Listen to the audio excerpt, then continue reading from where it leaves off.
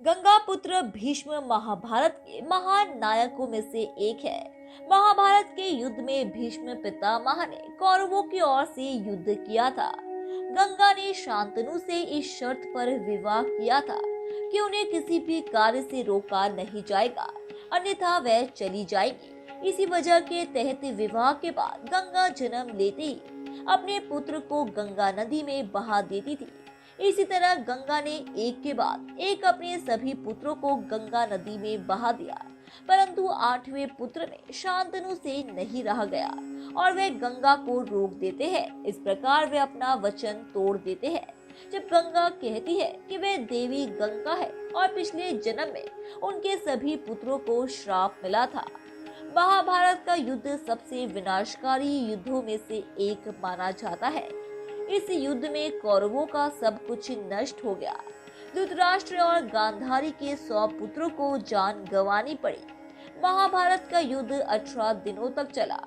महाभारत के युद्ध में जब कौरवों की सेना पांडवों की सेना पर भारी पड़ने लगी, तो पांडवों को हार जाने का डर सताने लगा, क्योंकि भीष्म पितामह पांडवों की सेना पर लगातार भारी पड़ते जा रहे थे। श्री कृष्ण के मन में तब एक युक्ति आई और उन्होंने भीष्म पितामह को परास्त करने के लिए शिखंडी का सहारा लिया। शिखंडी महाभारत में एक रहस्यमय पात्र के रूप में नजर आता है।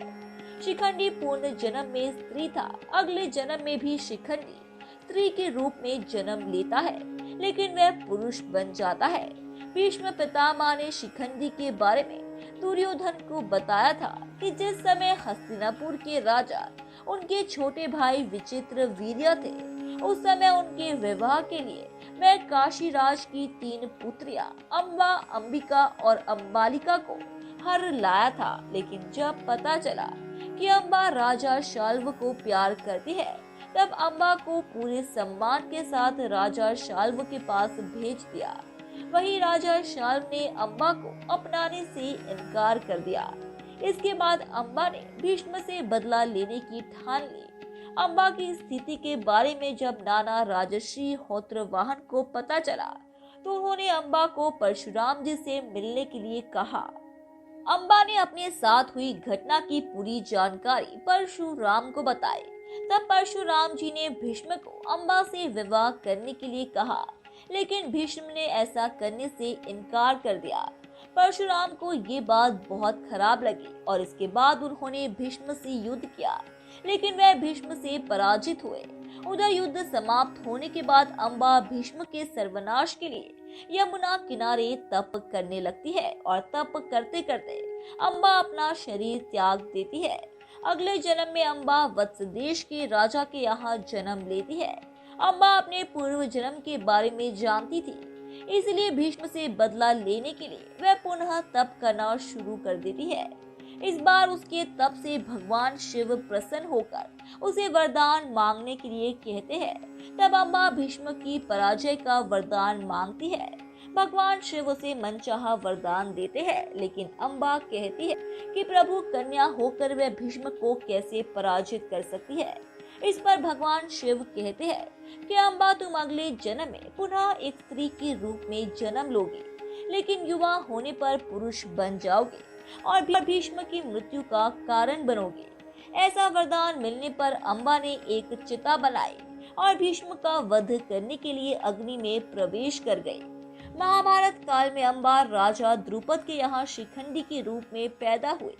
एक यक्ष ने शिखंडी की सहायता करने के उद्देश्य से अपना पुरुषत्व उसे दे दिया और उसका स्त्रीत्व स्वयं धारण कर लिया।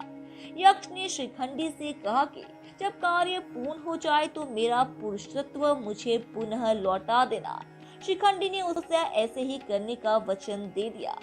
महाभारत का युद्ध जब आरंभ हुआ, तो भीष्म पितामह को हराने के लिए शिखंडी अर्जुन के साथ उसके रथ पर सवार होकर भीष्म पितामह के सामने आ गया।